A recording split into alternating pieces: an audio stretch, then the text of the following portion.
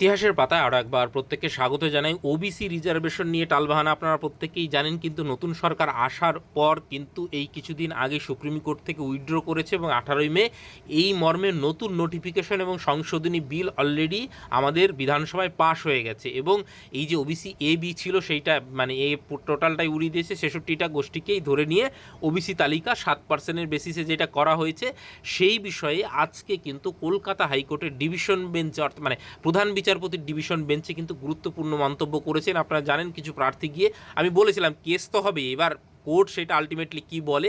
Court কিন্তু মোটামুটি এই রাজ্য সরকারের ওপরের যে মানে রাজ্য সরকারের যে সিদ্ধান্ত সেটাকেই মানে মান্যতা দিল, এবং কেন দিল তার বৈধ কারণও এইখানে তিনি উল্লেখ করেছেন। যাই হোক, ওবিসি রিজার্ভেশন রাজ্যের ওবিসি সিদ্ধান্তে শিলমোহর দিল কলকাতা হাইকোর্ট। অর্থাৎ মানে তালিকা থেকে যে ওই 74টা গোষ্ঠী বাদ দেওয়া হয়েছে এবং এই এবিসি এটাকে যে বাদ দিয়ে দেওয়া হয়েছে সেইটাকেই মান্যতা দিয়েছে হাইকোর্ট, মানে আমাদের যে কলকাতা হাইকোর্ট সেইটা। এবং বুঝতেই পারছেন যে বিজেপি সরকার ওবিসি সংরক্ষণ সিদ্ধান্ত শিলমোহর দিল, ওই একই কথা। যাই হোক, এইখানটায় খেয়াল করুন, চলতি বছরের 18ই মে রাজ্য যে বিজ্ঞপ্তি প্রকাশ করেছিল তার উপর কোনো অন্তর্বর্তীকালীন স্থগিতাদেশ দিল না কলকাতা হাইকোর্ট। 18ই মে মানে এই যে নতুন যে সংশোধনী বিলটা পাশ করলো সেইটাকেই। এবং কলকাতা হাইকোর্টের ভারপ্রাপ্ত প্রধান বিচারপতি তপব্রত চক্রবর্তী এবং বিচারপতি রাজশেখর মান্ধার ডিভিশন বেঞ্চ, এইবার এই যেহেতু ডিভিশন বেঞ্চ থেকে চলে এসে, এবার কিন্তু যদি কোনো কারো অব্লিগেশন থাকে বা কিছু মানে অবজেকশন থাকে সেটা কিন্তু মানে আপনি ইসে যেতে পারবেন। কিন্তু এখানে একটা টুইস্ট আছে, সেটা হচ্ছে ডিভিশন বেঞ্চ চাপ জানিয়ে দিয়েছে, যাই হোক ওটা তো বাদ গেল, ঠিক আছে। নতুন সরকারের যে সিদ্ধান্ত তার উপর হস্তক্ষেপ করার মতন কোনো রকম পরিস্থিতি হয়নি, এটা মনে করছে আমাদের হাইকোর্ট। ওবিসি মামলায় যে মানে এটা পর্যবেক্ষণ, এবং সুপ্রিম কোর্ট থেকে যেহেতু মামলা প্রত্যাহার অলরেডি করে নিয়েছে রাজ্য, কাজেই হাইকোর্টের রায়ের ওপর মানে সুপ্রিম কোর্টের স্থগিত আদেশ দেওয়া এই মানে মুহূর্তে একদম অস্তিত্বহীন। যদি এটা নিয়ে কোনো সমস্যাই থাকতো তাহলে সেটা সুপ্রিম কোর্টই বলতো, কিন্তু তার এখন যদি আমরা এইটার ওপর মানে স্থগিত আদেশ দিই তাহলে সেইটা মানে মানায় না। এটা তো সুপ্রিম কোর্ট অলরেডি ক্লিয়ার মানে করে দিয়েছে, উইথড্র করার পারমিশন দিয়েছে। তো এই হচ্ছে ব্যাপার। এবং সেই সঙ্গে মানে খেয়াল করুন, এই যে নতুন 18ই মে যে নোটিফিকেশনটা বের করেছে সেইটা কিন্তু বিধানসভায় দাঁড়িয়ে ওই বক্তব্যগুলো ভালো করে মনে করেন, বলাই হয়েছিল যে হাইকোর্টের রায়কে মান্যতা দিয়েই রাজ্য সরকার এই সংশোধনী বিল পাশ করেছে। অর্থাৎ রাজ্য সরকার কিন্তু হাইকোর্টের যে রায় সেটাকেই মান্যতা দিয়েছে, অতএব সেইখানে তো হাইকোর্টের হস্তক্ষেপ করার কোনো বিষয়ই থাকছে না। এই হচ্ছে পরিষ্কার বিষয়।